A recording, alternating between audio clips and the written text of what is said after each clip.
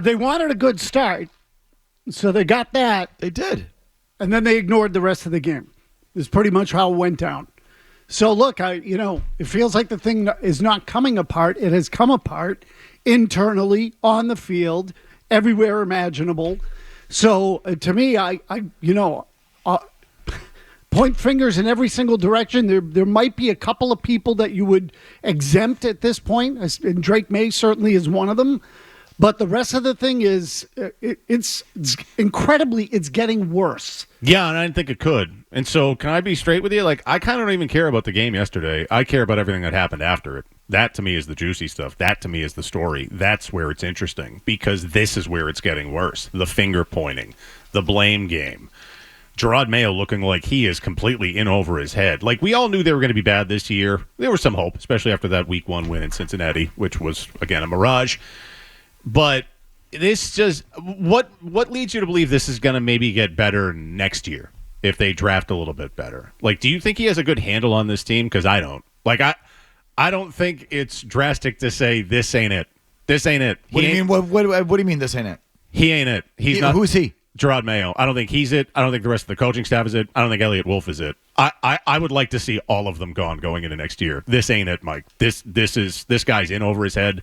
This team, as that they have gone, the mutiny is real. Like, that is clear. The wide receivers are completely off the reservation and putting stuff on social media that they're not being used the right way. You get deuces in the air from Jalen Polk, who sucks.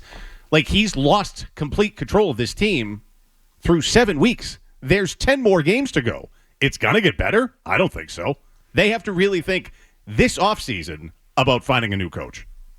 I mean, I think that's in play right now. Let's see where it ends. And when I say in play, I mean that it should be a serious consideration. Do I think they'll do it? That's a different question. So, but, would I raise the whole thing, R-A-Z-E, with a bulldozer? I mean, there's a few guys on the roster I'd like to keep, but not many. And the coaching staff, the whole football operation for that matter, if you just wanted to start over, how could it be worse than this? So I'll just go back to something we've been talking about all season long, and really sort of a, what did you want out of this season? And it's been a debate here on the show and a conversation among fans, media, from the get-go, which is, what's most important this year? And there's a lot of people who think that the only thing that matters is the young quarterback. And so for those folks, the only thing that matters is the young quarterback.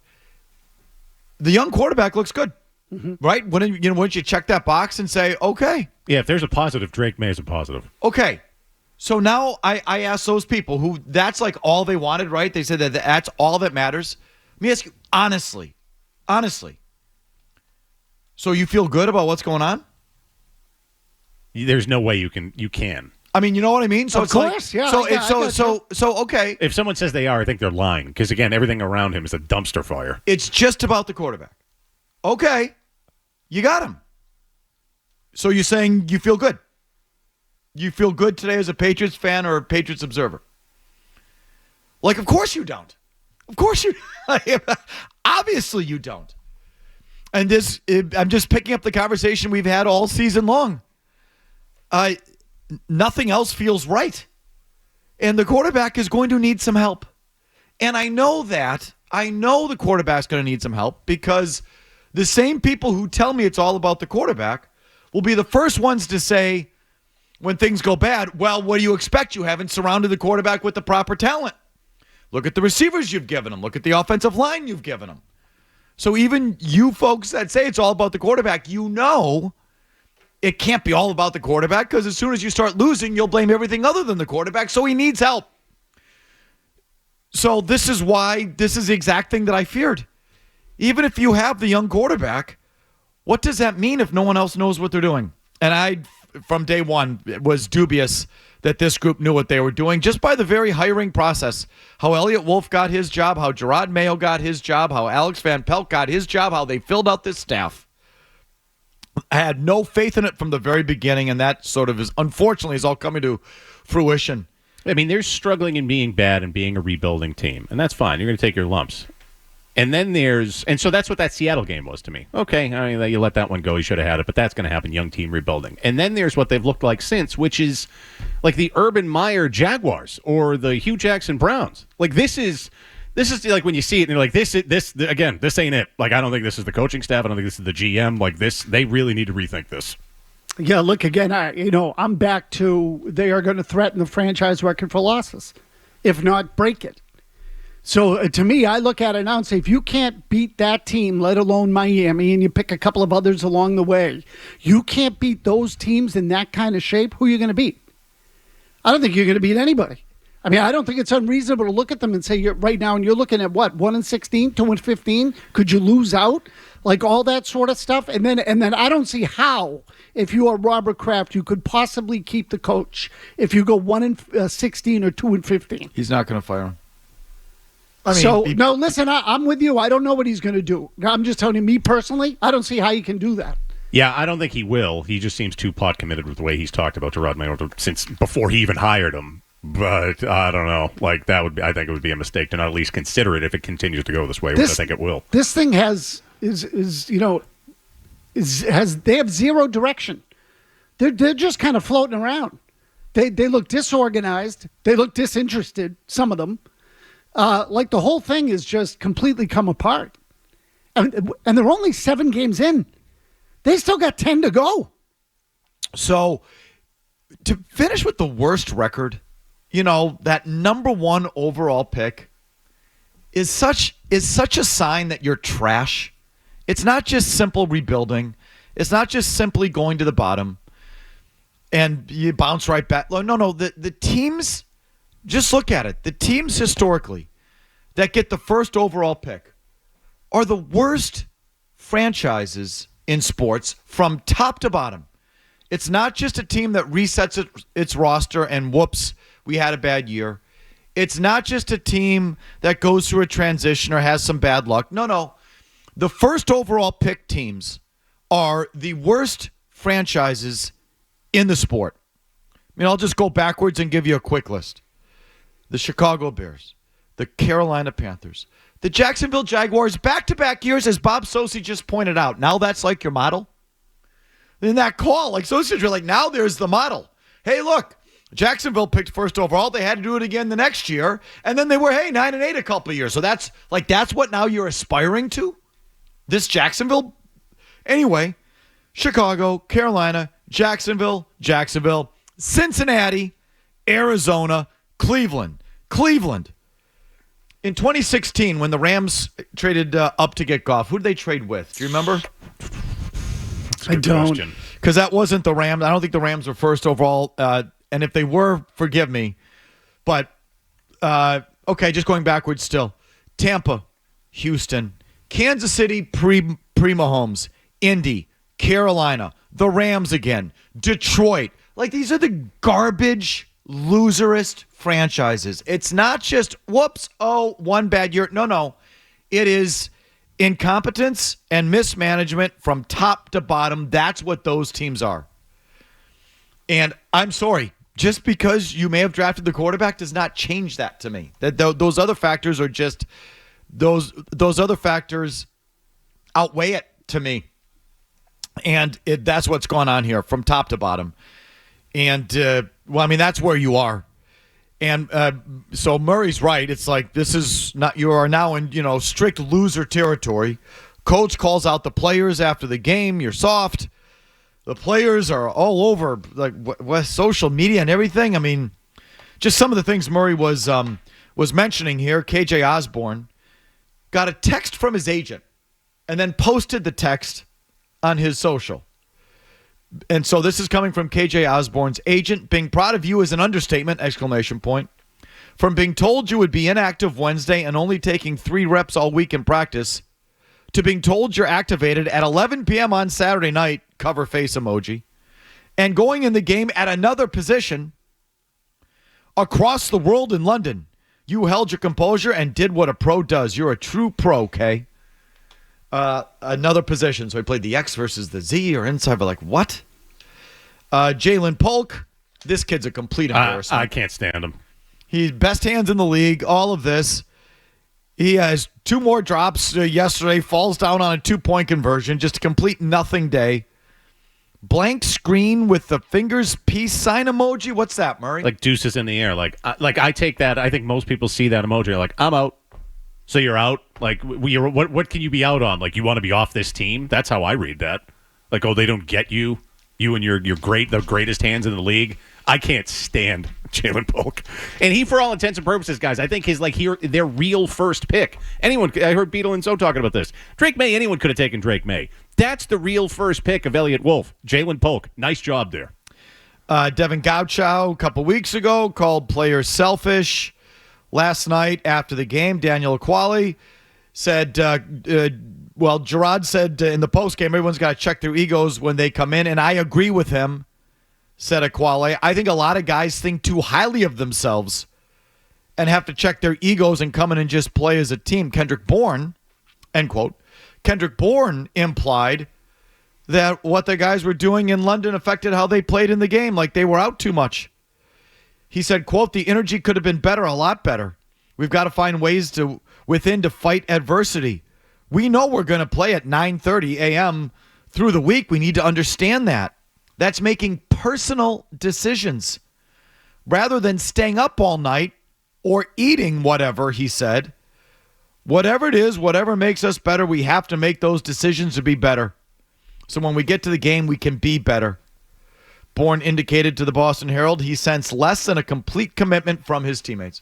So all this stuff is going on, Definitely. obviously. And when he says rather than staying up all night, or eating whatever, like the lads were out having bangers and mash. They were. The only word missing there is drinking. I mean, he fully implies it that they were out, doing whatever for what was for their body clocks a 9:30 game. So that's all on. And the one thing you thought Gerard Mayo was brought in to do was to handle this stuff. Get them all on board. Get the buy-in. And we're not through October, and it's all gone. That stuff's getting worse by the week. And now the players coach who was brought in to regain their trust, develop them as men. Right. The portraits and murals inside the building. I mean, all this trash. I'm sorry. I said it at the time. This is not me reacting to yesterday. I said it in real time when I read the Gerard Mayo quotes from the offseason. You've got to earn their trust as men, and I want to develop them as men. And I said, oh, here we go. Here we go. We're not through October. And he's already turning around and calling them soft. And that's already begun. So complete fail on that front. That didn't take long. At least the Pete Carroll years. It felt like it took a couple of months, couple of years before guys start jumping off of stages. Sorry, Zoe, love you, mean it. Whacking each other with pool cues and did charity events and fighting in team meetings like that. That was a slow decline. That was a slow trickle of nonsense. Oh, I don't know. That Pete Carroll jumping off the stage thing, that was his first year. It was 97. Was it? That was December of 97, as I recall. December! Yeah. At least you got a couple more months. We're not even to Halloween. And this is all happening. Didn't take him long to let go of the rope. Which was so predictable on one front. The players coach thing, give me a break. Give me a big, fat, giant break, especially when you suck. Could it even get worse than what it is right now? Sure. Yeah. Yeah, sure it could. It could. It absolutely could. And, of course, here to make things better and to help smooth it all out is Bill Belichick, who's finally decided to talk about the Patriots. So today he's asked by Pat McAfee, and all of a sudden he's on mic. He speaks clearly with good pace, good tempo, and sort of dialed in. What happened to Mr. Mumbles? Interesting. Now the topic interests him. Well, now he has an agenda to serve. Here's Belichick last hour on the McAfee Show. What are your thoughts on the Patriots right now? Yeah, well, I think Drake May's done some good things. In the end, we'll see how it goes when situations get a little more competitive and all that. But defensively, the Patriots led the league last year in rushing defense, yards per carry, number 1 in the league. And this year they're way down in the 20s somewhere. It's the same guys. They re-signed Jennings, they re-signed Tavai, they re-signed obviously Duggar, right? Marcus Jones and Gonzalez have been healthy all year, which they were both on IR at this point last year. So you got Wise, you got Godshaw, you got Keon White, you got Mapu, you have Gonzalez, 3 rookies from last year. So it's a lot of the same players, and in some cases, I would say more. So I don't, I'm kind of hurt for those guys because to call them soft, they're not soft. They were the best team in the league last year against the run. And those guys went out there and did it, even though we couldn't score many points offensively. So I don't know. I feel bad for the defensive players on that one because those guys, that's a tough group. I mean, John Jones, Godshaw, Wise, Jennings, those are all Uche. Those guys are all tough players. Like they'll strap it up and go. Duggar, I mean, they're tough guys. I hurt for those guys. Oh yeah, no. Now all of a sudden he's Mr. Empathy. Bleeding heart Belichick. Go ahead. Oh, please. I mean, but on the one hand, like, he is defending his guys. I mean, he drafted most of these guys that he's talking about, but this is just piling on at this point. He might as well say, like, look, I had them. They performed for me. Why are they worse? It's Gerard Mayo. Just say that. Just be more transparent about it. That's what you want to say. Yeah, the guy who told his players to ignore the noise is now creating it, is what he's doing. He's fostering a mutiny. He's trying to get these guys to turn on their head coach, and he's appealing to their, human qualities. And now all of a sudden it's don't ignore the noise. By the way, I feel for you. What a fraud. Seriously, 100%. And look, I looked it up. He's right. They were number one in yards per carry. I didn't remember that. They gave up 1,500 yards. I don't know if that's a lot or a little, whatever. I don't remember them being as good as he does. But, maybe it was more against the pass that they get shredded. But I also love how he goes back and forth from they and we. I don't know how much they got shredded. I mean, the defense was good throughout. I mean, they played horrible competition. There were some games that got away from them, but I think you could look at turnovers offensively that got those scores up against teams like, say, Dallas and New Orleans, just two that come to mind. Mm-hmm. I mean, you're not wrong. The defense was good for most of the year. It was. Yeah, it wasn't great, though. People seem to think the defense was going to be I'm just talking about, I think a little of it got inflated. But look, the bottom line is Belichick would never allow his teams, to allow 837 yards in 5 games or 550 in 3. So draw the line wherever you want. They haven't allowed that many rushing yards. The 837 in 5 games, I looked it up. They haven't allowed that many rushing yards in 5 consecutive games since 2002, which was his 3rd year with the team. Okay, and prior to that, it happened with Parcells in his first year. And then prior to that, which is significant, it happened a fair amount in Patriot history because that was when they really were a joke, which is where you are now. So, but to me, Bill...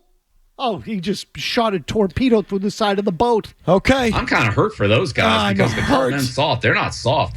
I'm hurt for those guys, you fraud. I'm kind of hurt for those guys. I mean, come on. But is he altogether wrong? No, he's right. If you like that clip, check out more videos from Felger and Mazz here. For more Patriots analysis and opinion, hit this playlist.